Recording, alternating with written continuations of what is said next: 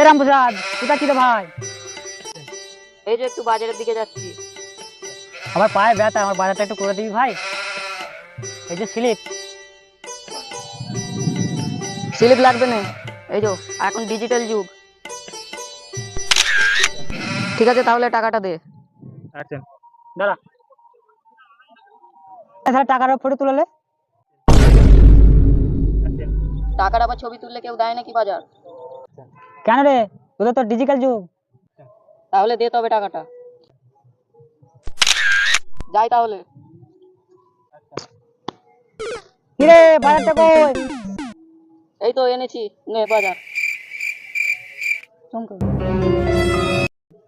रुको जरा, सबर करो।